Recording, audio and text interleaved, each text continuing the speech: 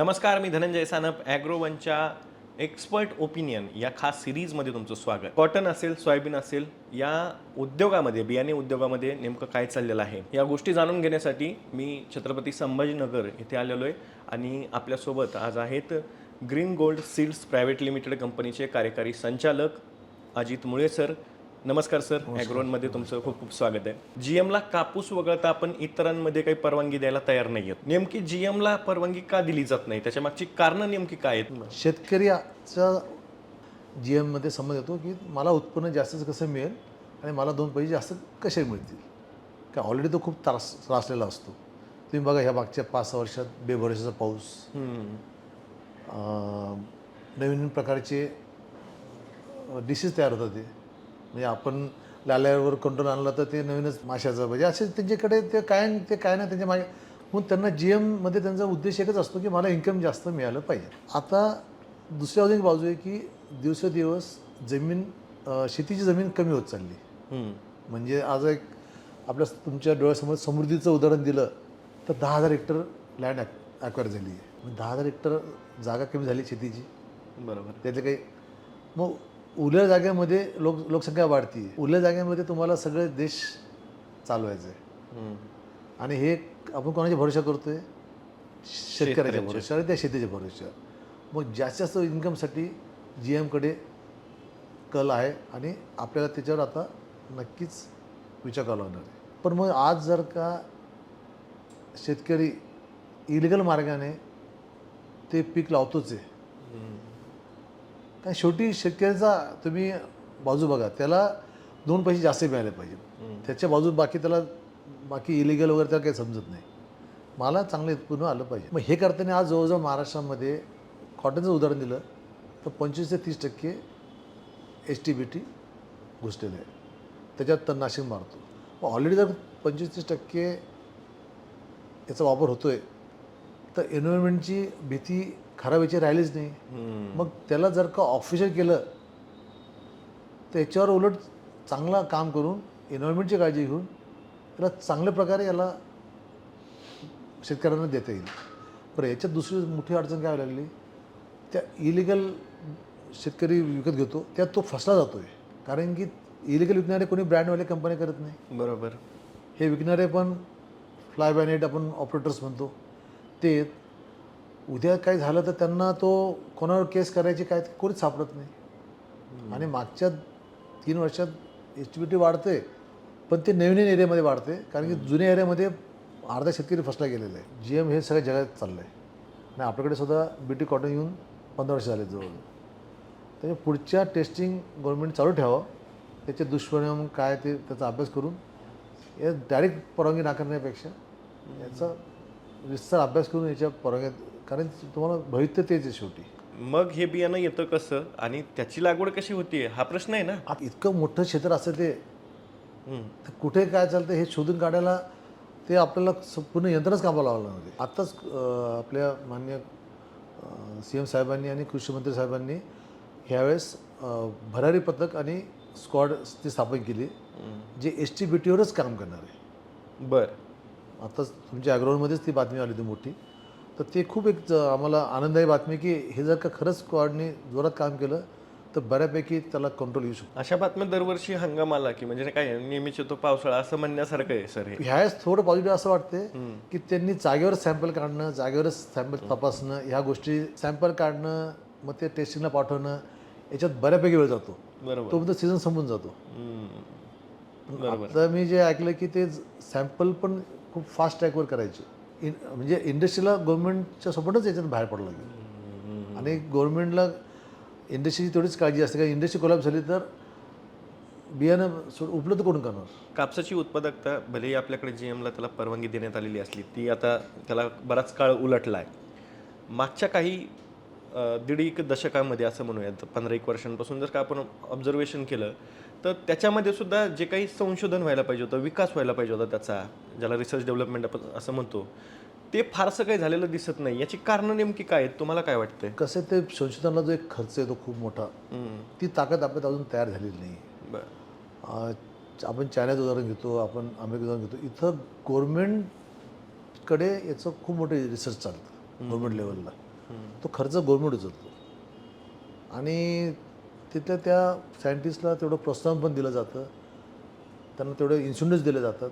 तसे आपल्याकडे अजून म्हणजे ते पद्धती अजून सुरू झालेली नाही आहेत. समजा एखाद्या संशोधनाने काही संशोधन केलं, ते पूर्ण भारतात जरी प्रसिद्ध झालं तर त्याला त्याचा तेवढा पगार मिळतो फक्त.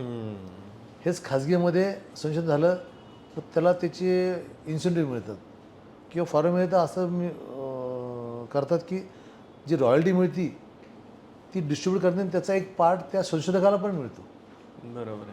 तर त्याला ते खूप प्रोत्साहन पण असतं, तर अजून अजून त्याला संशोधन करण्यामध्ये त्याला इंटरेस्ट तयार होतो. संशोधन करताना अजून एक बाजू पाहिजे की पहिले R&Dच्या खर्चावर इन्कम टॅक्समध्ये खूप चांगले बेनिफिट्स आणि रिलीफ मिळायचे. तर कंपन्या जास्तीत जास्त R&D खर्च करत होत्या. आता तो सवलत मागे घेतलेली आहे.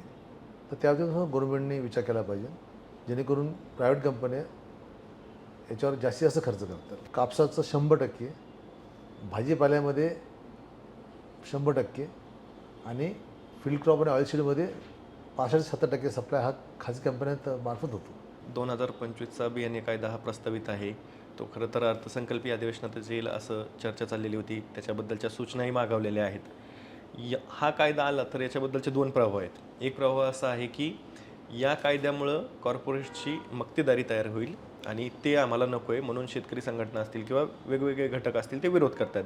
दुसरीकडे केंद्र सरकारचं म्हणणं आहे की हा कायदा आल्यानंतर शेतकऱ्यांना एक प्रकारे शाश्वती मिळणार आहे. त्याचे काय QR कोड जनरेट करू, मग त्यातनं उत्कृष्ट बियाणं शेतकऱ्यांना देऊ. तुम्हाला या सगळ्याबद्दल असं वाटतंय का की हा कायदा शेतकऱ्यांच्या आणि उद्योगाच्या फायद्याचा आहे? सरकारने जे आमच्याकडे सजेशन मागवलेत त्याच्यामध्ये आणि जे चर्चा झाली त्याच्यामध्ये गव्हर्नमेंट बॅलन्स करायचा प्रयत्न करतो हे नक्की. म्हणजे आज शेतकरी खराब बियाण्यामध्ये फसला जातो का? जातोय. आपण सत्य नाकारून चालणार नाही. जरी मी इंडस्ट्रीचा प्लेअर असेल, व्हरायटीला ज्या क्रॉपला डिमांड येते ते क्रॉप अजून पण आपल्याकडे काही कंपन्या बाजारात विकत घेतात, ऐनवेळी पॅक करतात. तर गव्हर्नमेंटला हे माहिती नाही असं आहे का? मग त्यांनी जे QR कोड वगैरे आणलं हे डोक्यात धरून आणलं. इथं बाजू काय आली? शेतकऱ्याची फसवणूक नाही झाली पाहिजे. आता दुसरी बाजू काय म्हणती? याला खर्च खूप आहे. बरोबर. काही QR कोड करणं, हे करणं, त्याला स्टाफ ठेवणं, त्याचे सगळं करणं, त्याला खर्च आहे. मग छोटे शेतकरी, छोट्या कंपन्या म्हणा की यांना हे परवडणार नाही असं ते आवाज उठवतात. त्यामुळे हे याच्या आता विन विन सिच्युएशन काढत आहे. कारण शेतकरी न फसवणारे पण लोक आहेत आणि मी तुम्हाला सांगितलं ना, मी आमच्याच इंडस्ट्रीमध्ये 112 वर्ष, 52 वर्ष, 55 वर्षापासून काम करणाऱ्या कंपन्या आहेत. बरोबर. 112 वर्ष, 55 वर्ष, 50 वर्ष जर का त्या इंडस्ट्रीवर टिकून येत तर त्यांना शेतकऱ्याचा विश्वासता त्यांना ती मिळालेली आहे. तर त्यासाठी त्यांनी आयुष्य घातलं आहे. पण त्याचसोबत आता समजा एक कंपनी आहे, ते सगळे मिळून 1-2 लाख पॅकेट विकतात. त्यात पॅकेट सगळ्याला एक उदाहरण सांगतो, सोयाबीनचे असो, कॉटनचे असो, 2 लाख पॅकेट ह्याचं काम करताना तुम्ही एक समजलं पाहिजे, हे सगळं काटेकोर त्याचं प्रोडक्शन, रिसर्च, ते क्वालिटी मेंटेन करत असतो. पण शेवटी ह्या बियाणाला अजून कंडिशन लागू होतात. ते दुकानदाराकडे गेल्यावर तो कुठे स्टोअर करतो, मग शेतकरी नेल्यावर तो कुठे स्टोअर करतो. ह्या सगळ्या याच्यामध्ये कधी चुकून माकून ह्या 2 लाख बॅगपैकी कधी 50 बॅगच्या 70 बॅगच्या कंप्लेंट येतात. हो. तसं पाहिलं तर ते किती निग्लिजिबल आहे. त्या नाही आल्या पाहिजे याच्यासाठी आम्ही प्रयत्न करतो. पण 1,99,750 बॅगवर शेतकरी खुश असतो. काही सीड चेक याच्यामध्ये करता थोडं डिटेड होतं, ते इंटेन्शन ते नसतं. आणि माझ्याकडे 500-500 लॉटपैकी एका लॉट 5,000 लॉट असतात.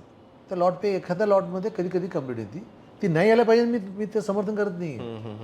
शेतकरी संघटना ज्यावेळेस विरोध करतायत, शेतकऱ्यांना काही नवीन तंत्रज्ञान नको आहे का? अधिक पारदर्शक व्यवहार नको आहे का? त्यांना त्यांची एक बियाण्याची हमी नको आहे का? आम्ही चांगल्या दर्जाचं घेतलंय, बोगस नाही आहे, निकृष्ट नाही आहे, याची हमी त्यांनाही हवी आहे. पण मुद्दा हा आहे की हे फक्त काही उद्योगपतींना किंवा कॉर्पोरेट्सला, भांडवलदारांना आदन म्हणून दिलं जातंय.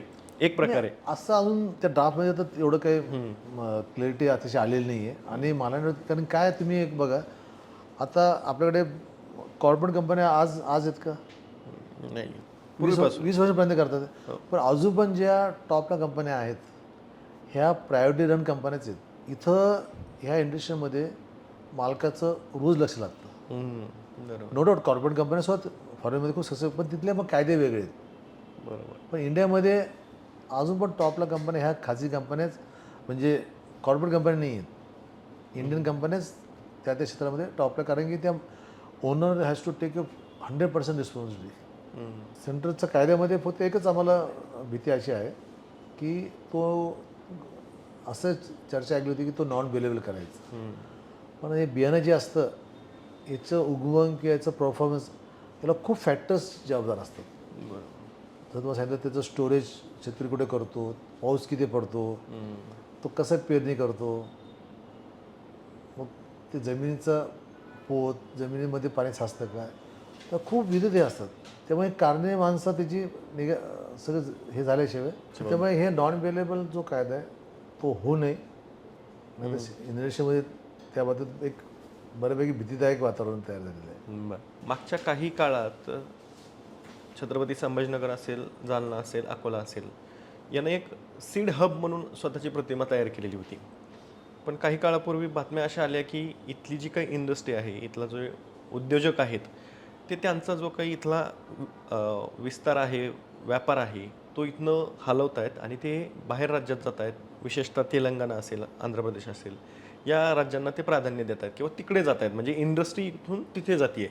असं नेमकं काय होतंय? काय अडचणी आहेत इंडस्ट्रीच्या? याच्या मुख्य अडचण म्हणजे तिथल्या गव्हर्नमेंटचा, मागे जे गव्हर्नमेंट जे होतं त्यांनी बऱ्यापैकी त्यांना सपोर्टिव्ह सिस्टीममध्ये त्यांना काम केलं. त्यांना म्हणजे त्यांच्यासाठी लँड अलॉट करणं, त्यासाठी स्कीम चालू करणं, विविध स्कीम चालू करणं, त्या त्यांनी बऱ्यापैकी इम्प्लिमेंट केलं.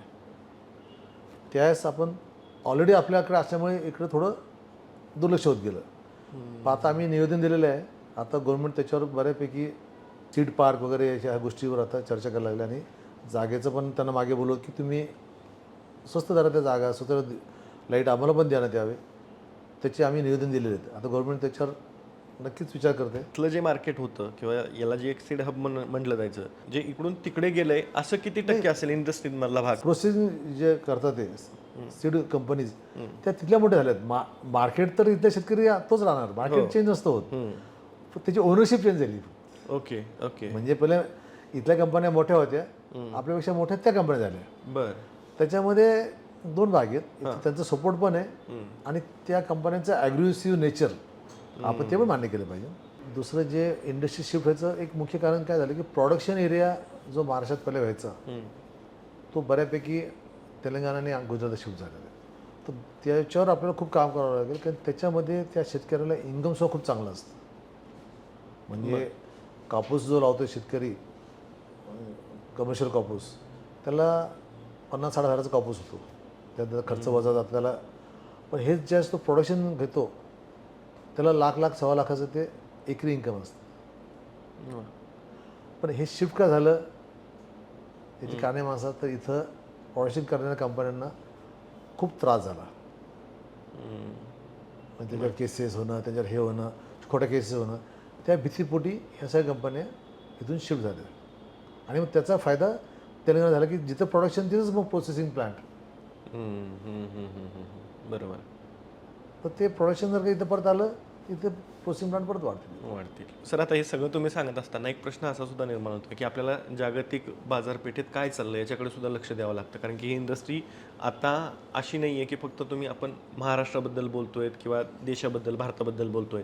आजूबाजूच्या देशांमध्ये सुद्धा संशोधनाच्या पातळीवर बरंच काय काय चाललं आहे. यातनंच मला एक प्रश्न असं पण विचारायचा आहे की चीनमध्ये सध्या एक इसेन्शियल डिव्हायरंट व्हरायटी अशा नावाचं एक ॲक्ट येतो आहे, ज्याच्यामध्ये मूळ संशोधकाला त्याची जी काही रॉयल्टी आहे ती द्यावी लागणार आहे. जर म्हणजे आपण काय करतो तर थोड्याफार प्रमाणात एखादा बदल कंपनीच्या मार्फत केला जातो आणि मग त्याचं पेटंट नसतं, तर मग ती आमची व्हरायटी आहे म्हणून आम्ही विकायला सुरुवात करतो.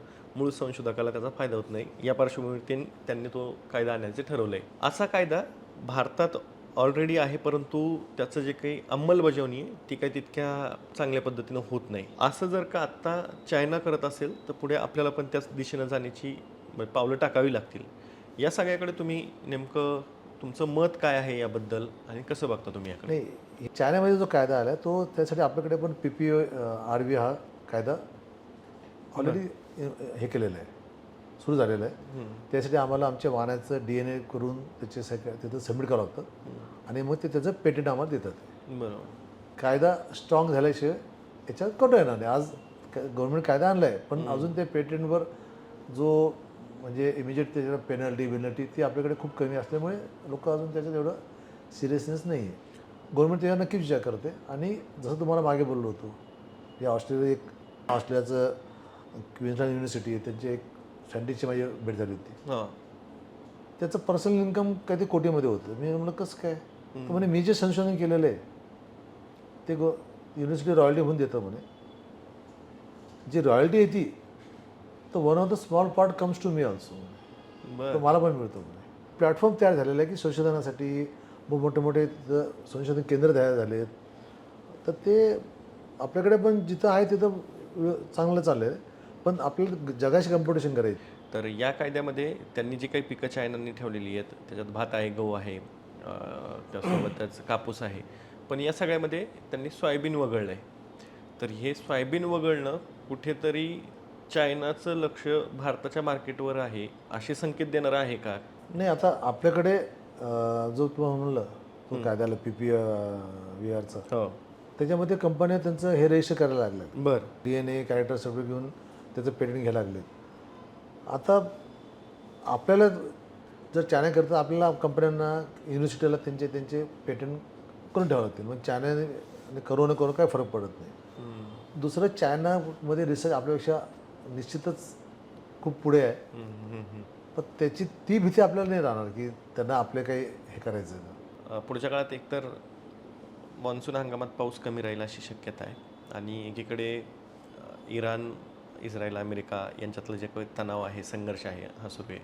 या सगळ्याचा इंडस्ट्रीला नेमका काय फटका बसू शकतो किंवा आत्ता नेमकी सिच्युएशन काय आहे? खूप चांगला प्रश्न विचारला. मला तुमच्या तर्फे म्हणजे आम्ही गव्हर्नमेंटला निवेदन देणारच होतो, तुमच्या मार्फत पण नाही जाईल. याचा सगळ्यात मोठी अडचण यायला लागली आता पॅकिंग मटेरियलवर. बरं. कारण सगळं रॉ मटेरियल तिकडनंच येतं, म्हणजे त्या जहाजा तिकडनंच येतात सगळे. ऑलरेडी रॉ मटेरियलची कॉस्ट डबल झाली आहे. डबल कॉस्ट पण एक वेळ आम्ही सहन करू, तर शॉर्टेज क्रिएट व्हायला लागलं. आणि गव्हर्नमेंटने याच्याकडं आमच्याकडे खूप लक्ष दिलं पाहिजे या बाबतीत. कारण की आमचा सीझन हा फिक्स असणार आहे. बरोबर. म्हणजे मी माझं पॅकिंग ठीक आहे 8 दिवस लेट झालं, एप्रिल मेमध्ये केलं असं करून चालणार नाही. मला काही करून माझं एप्रिलमध्ये पॅकिंग, मेमध्ये डिस्पॅच शेतकऱ्या, कारण की 10 दिवस म्हटलं लेट पोहोचलं शेतकऱ्याला क्रॉप बदलावा लागतो. कारण आमचा खूप छोटा हंगाम असतो. बरोबर. आम्हाला 2 दिवसांनी अलॉटमेंट करू, तुम्हाला डिझेलमध्ये रॅशनिंग करू, आम्हाला चालणारच नाही. आम्हाला लागणाऱ्या ट्रान्सपोर्टच्या गाड्या, आम्हाला लागणारं डिझेल, हे स्पेशल केसवर गव्हर्नमेंटनी म्हणजे उद्या जर का अडचण आली तर आज म्हणजे आपण एक कौतुक केलं पाहिजे. आज जरी पेपरला आलं तरी आपल्याकडे डिझेलची याची अडचण घरगुती आणि डिझेलची अडचण अजून तर उल्पत झालेली नाही आहे. त्या बाबतीत गव्हर्नमेंटला खरंच आपण धन्यवाद दिले पाहिजे. फक्त आमच्याकडे विशेष लक्ष ठेवा गव्हर्नमेंटने, कारण की आमचा हंगामच 15 दिवसात जिकडे तिकडे करावं लागतं आम्हाला. बरोबर आहे. आणि आम्ही म्हणून नाही, शेतकरीसुद्धा, मी आता मार्केटवर थोडं फिरलो ना, यावर्षी शेतकरी थोडा काळजी येते. सारखं विचारतोय बियाणं कधी येणार. त्याला थोडं जाणीव होती की याचं काही झालं तर मी परत तुम्हाला सांगितलं ना, तुमचं माझं काही काम महिनाभर डिले झाल्याने अडत नाही. त्याचं डिले झालं की त्याचा तो हंगाम, त्याचं त्या 6 महिन्याचं इन्कम ह्या जूनच्या पेरणीवर असतं. बरोबर. त्यामुळे त्याला बियाणं, खत हे वेळेवर द्यावंच लागेल आपल्याला. बरोबर आहे. तर आपल्यासोबत अजित मुळे सर होते. त्यांनी आपल्याला इंडस्ट्रीमध्ये नेमकं काय चाललेलं आहे, मग GM पिकांचं असेल, कापूस पिकाचं असेल, त्यासोबत जे सातत्यानं एक प्रतिमा आपल्या मनात तयार केलेली जाते की उद्योजक हा शेतकऱ्यांचा विरोधकच असतो किंवा त्याचं शोषणच करतो, त्याच्याबद्दल त्यांची मतं काय आहेत ते सगळं आपण ऐकलं. तुम्हाला याबद्दल काय वाटतंय, तुमची प्रतिक्रिया कमेंटमध्ये नक्की कळवा. सर, तुम्ही वेळ दिलात त्यासाठी खूप खूप धन्यवाद.